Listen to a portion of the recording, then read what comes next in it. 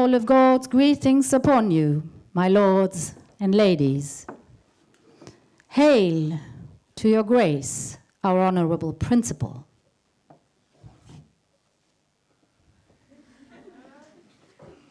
Good day, good sirs and mistresses, honorable jury, players, spectators, penny stinkers, and the rest of you. Welcome to Sundsgymnasiet's first Shakespeare contest in the year of the Lord 2014. Some are born great, some achieve greatness, and some have greatness thrust upon them. After weeks, no, months of sweat, tears, sleepless nights, and endless rehearsals, 6 splendid finalists shall compete on this stage today in a friendly contest to win a memorable journey to London, where they shall wander in Shakespeare's footsteps, where they shall have a taste of the sweet words he wrote for eternity 400 years ago. Thou shalt witness nothing least of greatness on this stage today. And if thou have tears, be prepared to shed them. If thou have laughter, let it be heard. And when the hurly-burly is done, when this battle is lost and won, thou all shall wish, oh, had I but followed the arts too. Now let the spectacle commence. And may you be entertained. And remember, all the world's a stage, and all the men and women merely players.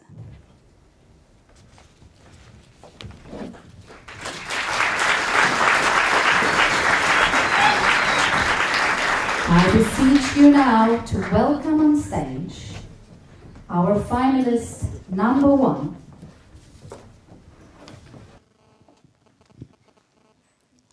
Frida Hansson, Nike Lundahl, Oskar Maxander, Oskar Grönvall, Hugo Hedenberg och Carl Nordeborg, who will perform key scenes from King Lear. Enjoy.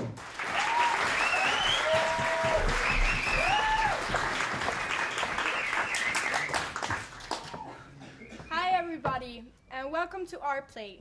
Today we're going to perform one of Shakespeare's most famous tragedies, King Lear. To make things as clear as possible for you, we're going to present our characters. First, we have our main character, King Lear, played by Hugo Hedenberg.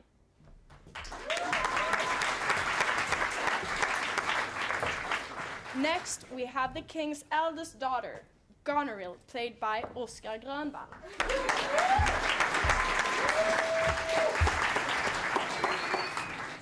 Followed by the king's second daughter, Regan, played by Oskar Maxander.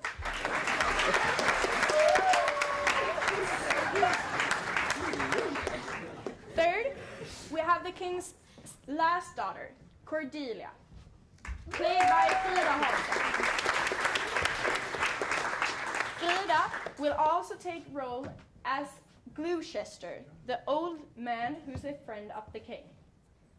Last but maybe most important, we have today's storyteller, played by Carl Nordeborg.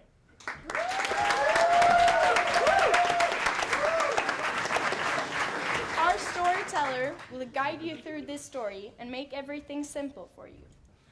I myself will take role as Theodore, the evil bastard to Gloucester. And Carl will also take role as Edgar, the brave champion. Let the play begin.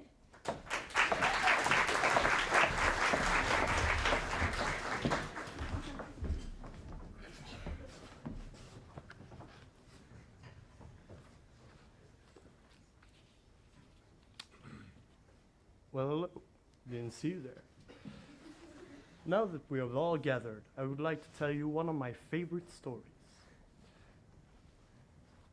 Let us begin.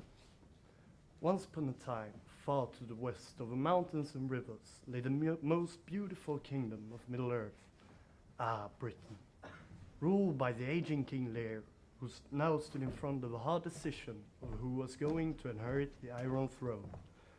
The choice was between his 3 beloved daughters, the spiteful Goneril, the evil Regan, and the sweet, innocent Cordelia. Goneril. Yes, Father. Regan. Right here, Father. Cordelia. Yes, Father, you called for me. The time for me has come to pass down the throne of my land. Robbed of my youth, my heart is weak and my bones are brittle. But who amongst you deserves the right to rule and sit on this iron throne? Me, Father. Me, Father. Me. I'm the oldest. You are irresponsible. Me, Father. Silence. To prove your worthiness of this throne, you must each and every one of you prove how great your love is for your king. Father, just look at me. I'm the most beautiful woman this world has ever seen. For you, I would cross rivers, ascend mountains, and fight the most dangerous dragons. But beyond all my love for you, I would also like to mention that I, by law, own the right of taking over the Iron Throne when you die, because I am the oldest. This city was once the jewel of our kingdom, a place of light and beauty, and so it shall be once more. Never again shall the land of my people fall into enemy hands. You with me, Mkai? Yeah. Father, I'm the most beautiful woman living, and I'm your oldest daughter. I am suited for this crown. Shut your pie hole, bitch. You ain't no queen. Look at me. I'm the queen. Father, I may not be the oldest, but I am far more suited to rule this land. My heart is pumping royal blood, and my vision for the throne is glorious. I will serve this country wise, and people will pray me in my magnificence. The I am the chosen one. Since the day I was born, God has been watching me. And as it is God's will, I must be the heir of the Iron Throne. To give the throne to one of my sisters would be like giving it to an inbreeded donkey. What are you saying? Shut up. Your words and promises sound smooth for both me and this kingdom. But are they as true as I wish? Of course, Father. You both would make great rulers, but there's still Cordelia left. Oh, that bitch. So, my young darling, how much does your heart care for me? There are no words to describe my devotion for you, Father.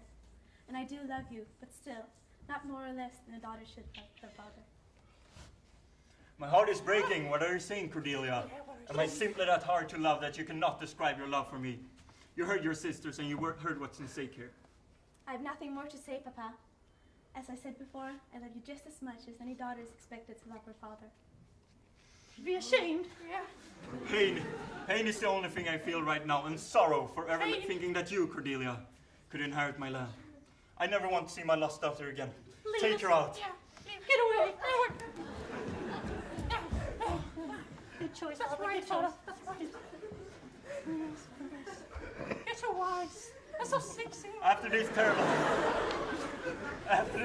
event, it is hard for me to make the right elections. Yes. But as a king, I've learned to make my right elections. Our kingdom will be divided between my most lovable daughters, Goneril and Regan. Oh. May you rule wisely. You're so wise, Father. Together we will rule with a you. steady hand. Yes. Thank you for the opportunity. Thank you. Thank you.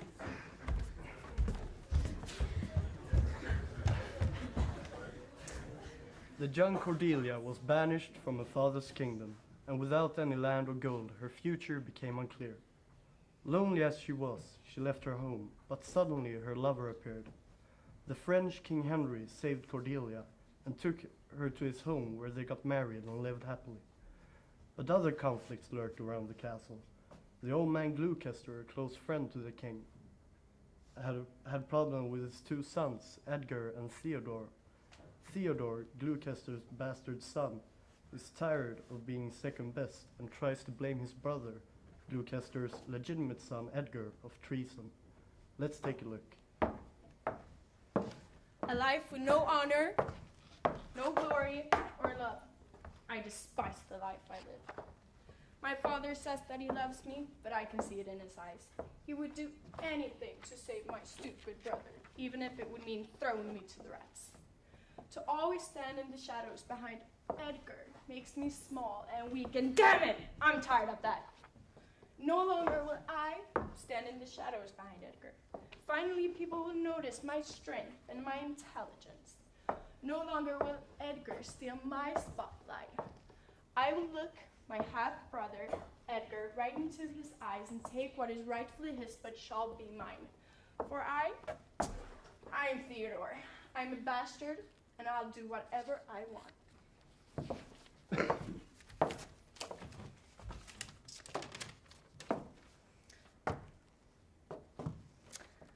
Love, Edgar. What are you doing here, son? Nothing. I was just passing by to get to the chicken nest. But the chicken nest is that way. What have you got there? Oh, nothing. No. You shouldn't. You should. No, you should. It is known that my father stands in my way of getting more power. Therefore, I am asking you to help me in the task to assassinate, yes, kill my own father, Gloucester. This must be a secret, and we will work discreetly so that no one will be suspicious. From your dear friend, Edgar. I can't believe it. After all this time, he's been planning my death behind my back. Oh, who knows? I have to go tell the king. According to plan.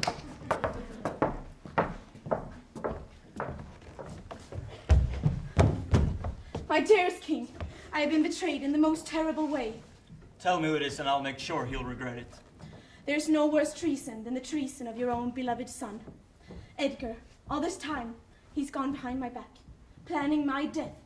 My dearest friend, are you absolutely certain about this? If you are, then together we will sort this out and justice is about to show itself.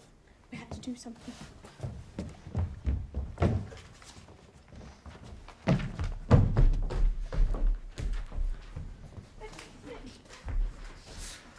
As time slowly wanders, the power of the two horrible sisters increase, and the way they treat their land and people gets worse every single day. The call for help from their people does not seem to bother them, and money, flair, and power are the only things important in the world. At the same time, King Lear's heart is weakened for every day passing, when he sees his two daughters taking advantage of their power in a miserable way. He understands what a mistake he has made. His loss of Cordelia and the sorrow of letting her go is tearing him apart, and he slowly goes insane. The two love of his life are gone, his country and his daughter, with only himself to blame. You have no power here. The rule of Britain is ours and no others. What is this madness? You're old and weakened. Yeah, this is our kingdom now. This country deserves someone better than you. Someone beautiful and powerful like us. Yeah. Never did I expect anything like this to happen. What have I done? The only daughter who actually loved me I've turned my back against, and now I've dug my own grave. There's only one thing left to do. Seek out Cordelia and ask for her forgiveness, and hope that she'll help me defeat Gondril and Regan. Listen to yourself. Leave now and never come back. The rule of Britain is ours. No others. Yes. Leave, sister. Yes. This is our country.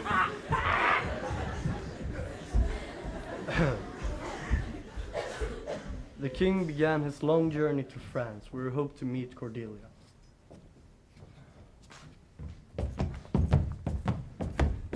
Oh, my father. It enlightens me to see you here. Ah, Cordelia, blood of my blood, to see you in these dark days brings joy to an old man's heart. Have you heard about your sister's betrayal to our great kingdom? Yes, I've heard some, but I can hear in your voice as this troubles you a great lot. Yes, your older sisters realized that my love for you was stronger, even before I did. Their betrayal will be the end of me. Will you forgive me, Cordelia? Of course I will forgive you, Father. But, Father, when did we allow evil to become stronger than us? We have to reclaim what is rightfully ours, and let's prove them wrong. Yeah.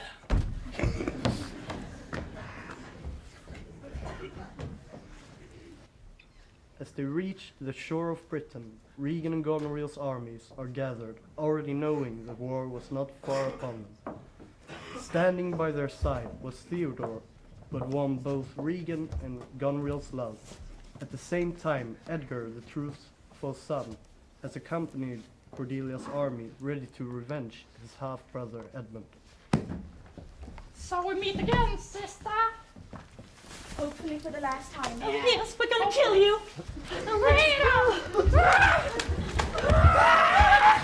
Oh, yes. Oh, yeah, we're ready, sister. No, nothing is coming our way. They're so stupid. They're so stupid. What's it talking about? I want this land alone. No. Oh, yes. Oh, yes. You're stupid. I will kill you. No, I will kill you.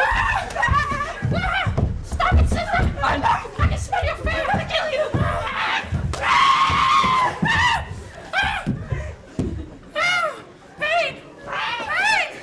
I will kill you, brother, once and for all.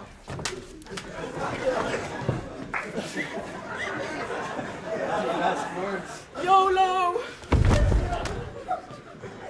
Cordelia! How will I ever be able to live without my sweet Cordelia? Will birdsong ever sound as smooth as before? Will summer ever warm my skin as it used to? Will I be able to love again? I know nothing will be the same without you by my side, and all of this is on my shoulders. I betrayed you and let your sisters destroy you. Pain is the only thing I will ever feel. A life without you is not worth living. And this is my favorite story. And do you know why? Because it's the story of how I, Edgar, became king of Britain.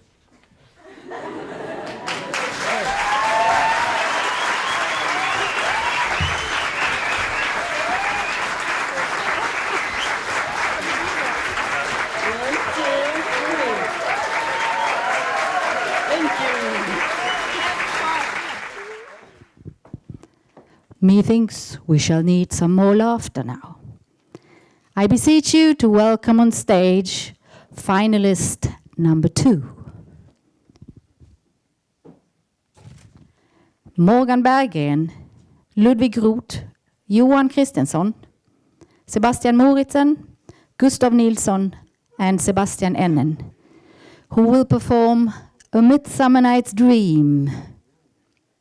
O Lord, what fools these mortals be. Enjoy.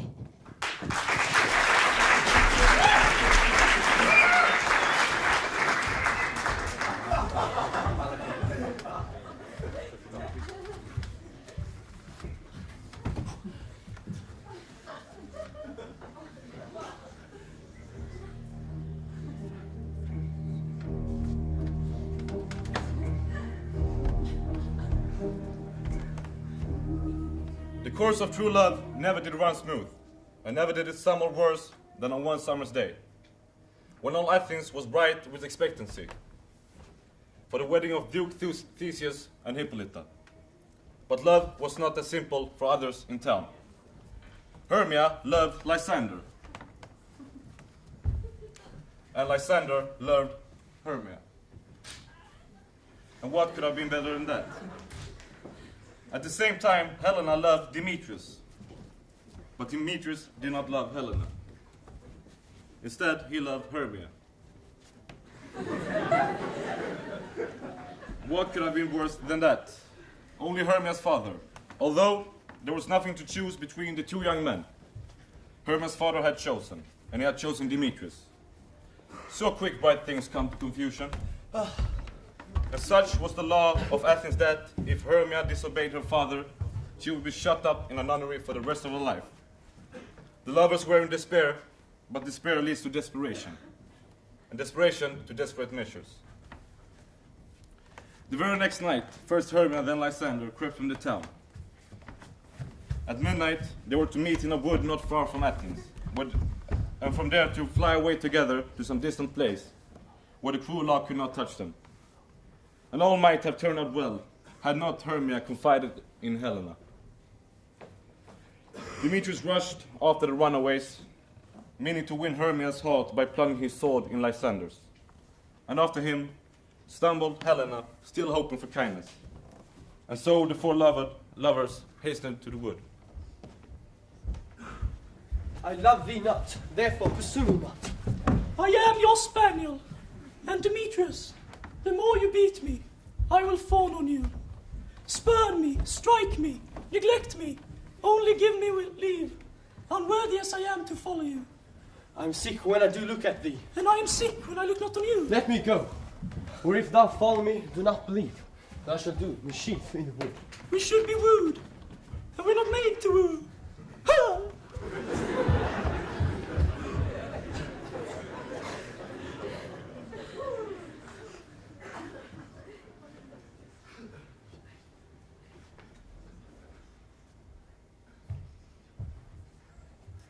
There's a fairy lurking in the woods. He decides to solve the love problems by putting a love spell on one of the men using a magical flower. The flower makes you fall in love with the first person you lay eyes on.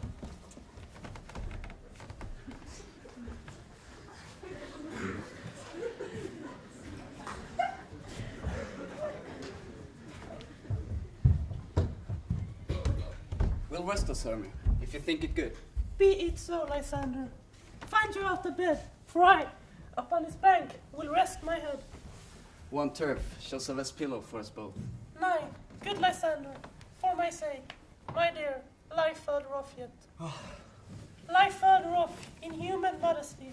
Such separation, as may well be said, becomes a virtuous bachelor and a maid. So far be distant, and good night, sweet friend.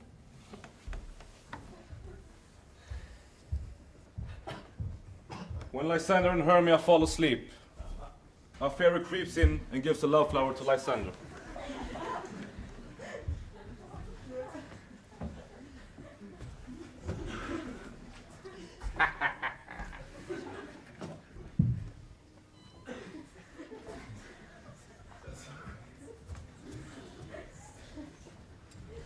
Hence, hence, I charge thee, hence, and do not haunt me thus. Oh, wilt thou darkling leave me?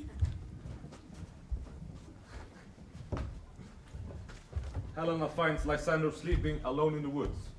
But who is this? On the ground, dead or asleep? I see no blood, no wound. Lysander, good sir, if you're alive, awake.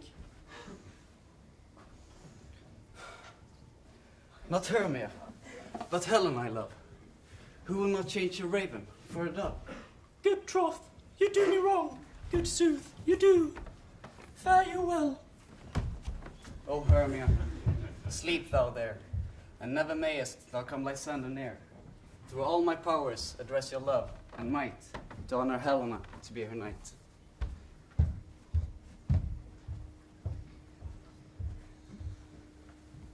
Oh,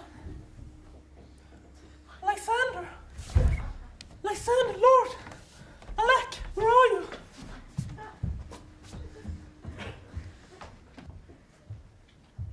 For love in earnest, to love and play, the 5 good men of Athens. They were met in secret rehearsal play for the wedding of the Duke. The play chosen was, most fittingly, about love. Are we all met? This is a marvelous, convenient place for our rehearsal. So the parts were allotted. Pyramus, the lover. To bottom, Thisbe, the lady to flute. Let me not play a woman, I have a bed coming. Thisbe, the lady to flute. Snug, to play the lion. Rawr! And Snout, to be the wall that cruelly separated the lovers from one another, and Peter Quince, the scholar, to direct the play.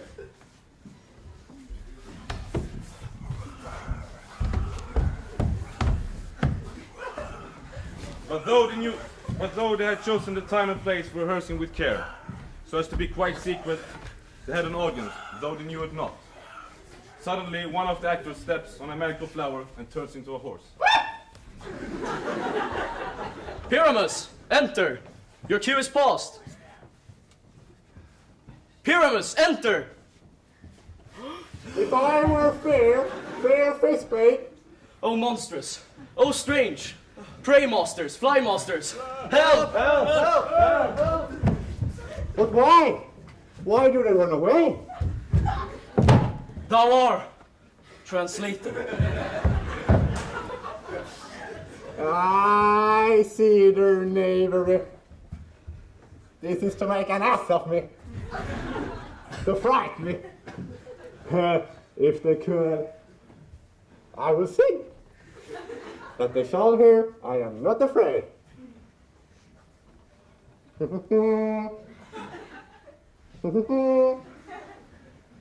The old so cock so black of you, with orange Tony Bill, the trust of when it's not so true.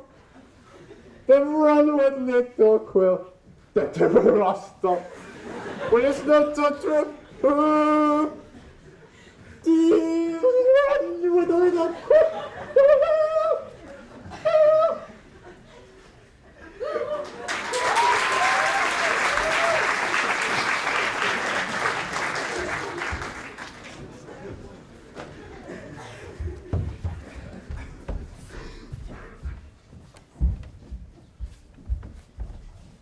While searching for Lysander, Hermia finds Demetrius in the woods.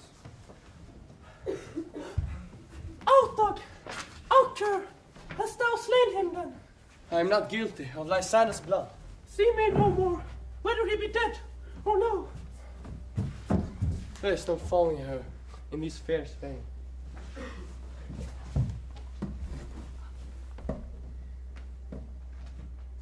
Demetrius falls asleep alone in the woods. The pharaoh comes in, and this time he puts a love spell on Demetrius.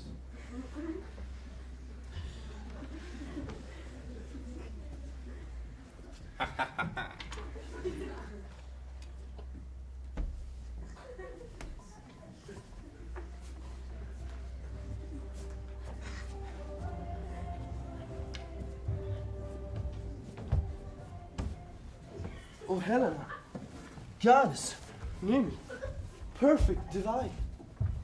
Oh, spite! Oh, hell! I see you're all bent. You're set against me for your merriment.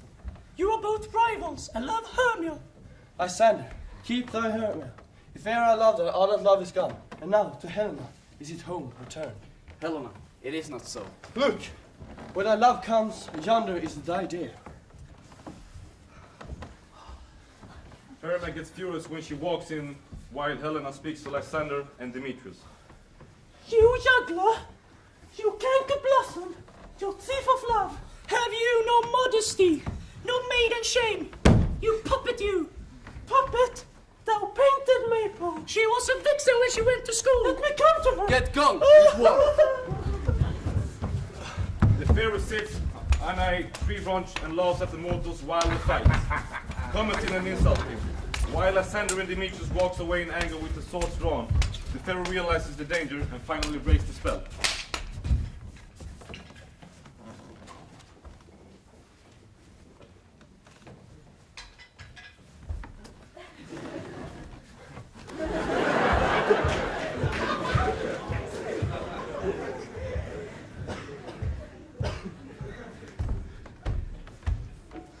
But deep down in the forest, the madness of love still exists.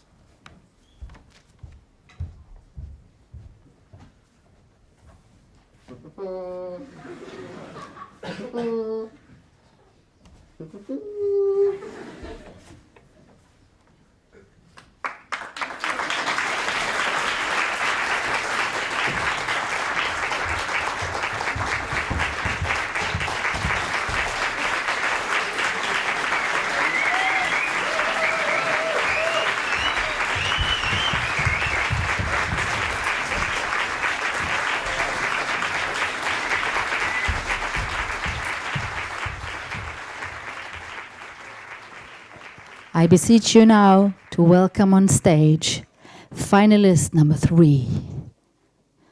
O Romeo, wherefore art thou Romeo?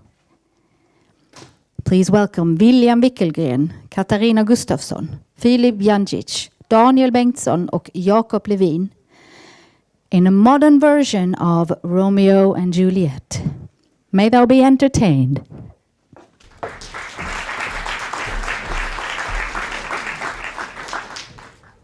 This is the sad story about Romeo and his Juliet. To others, Juliet's merely a substance flowing through their veins, but to Romeo, she runs even deeper. Deeper than anyone could ever understand. The love that he feels is to others explained as an addiction.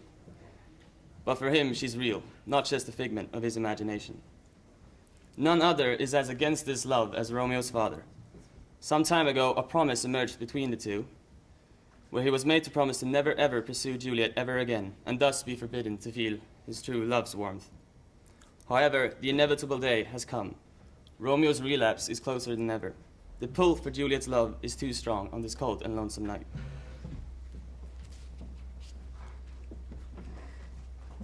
Romeo wanders the street, looking for a dealer. Little did he know just how big of an impact this soon would take.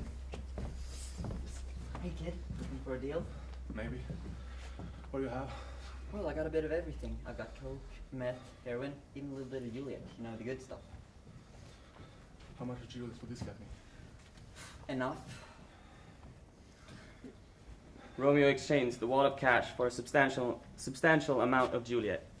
And while the Romeo trades a few last words with the dealer, This never happened. the dealer's face makes a sudden shift, and Romeo is slammed into the wall. What the hell is this? What are you doing? Let go of me.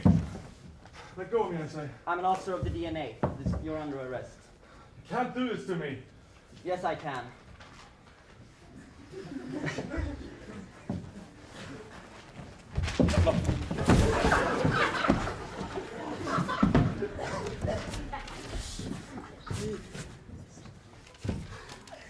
While Romeo was in custody, the officer made a phone call. And shortly after, Romeo was dragged out of the room and into the officer's car. Come on.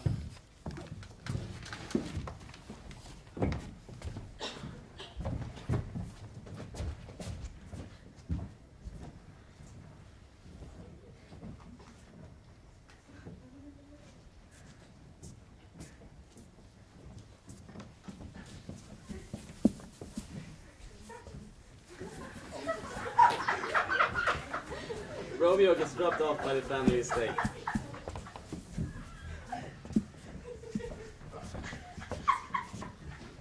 Welcome home, young master. Another late night, I see. Please. Not now. Very well then. Your father is waiting for you in his study. Is he now? Is he angry? Very much so, I'm afraid. What have you done this time to upset him so? That is none of your concern. Please don't mind your pretty little head with these mundane things. It's the same old, so please don't mind it any further. Well, I... Don't! Just don't.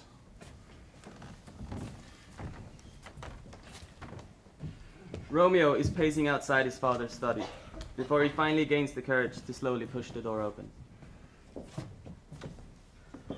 Ah, Romeo. Had a little fun around town, did we? Come, sit down, and shut the door behind you, will you? Father, I can... Do you have any idea how hard it was to convince the officer to let you go? Well, do you? I had to go through great lengths to keep this out of your permanent record. You don't understand. I had to Save it. We had an agreement. You promised me this little thing of yours would end. And then you turn around and you do this? But I had to do it. I needed to see her again. Quiet! You shame me, and for what? Hallucinations? A figment of your drugged up imagination? No! She's real. I don't care what you think of me. I love her. Then you leave me no choice. I'm sorry that it had to come to this, but I'm cutting you off. What? You can't do this to me. I can and I will. I'm cutting you off. Your trust fund, gone. Your car, gone. And I'm kicking you out. You're no longer welcome in my home. You have till the end of the month to find yourself a new place of residence, or you'll find yourself on the streets.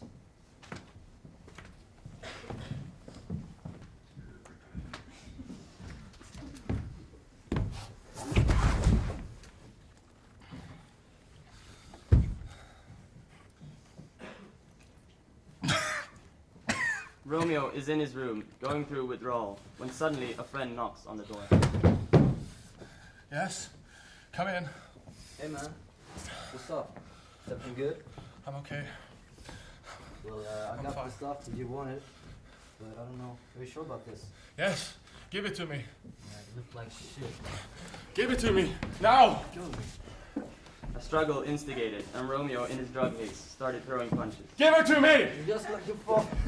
Just like your father said. You're keeping me from her! Crazy. The struggle led to its end, and the friend drew his last breath before yielding to Romeo's hands upon his throat.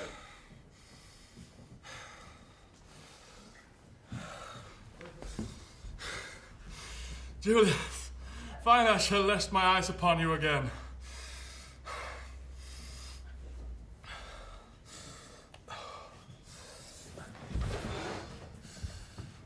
Once again, Romeo rested his eyes upon his dear Juliet, as she slowly manifested outside of the room.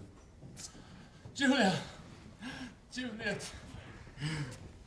My beloved Juliet! Hush, my love.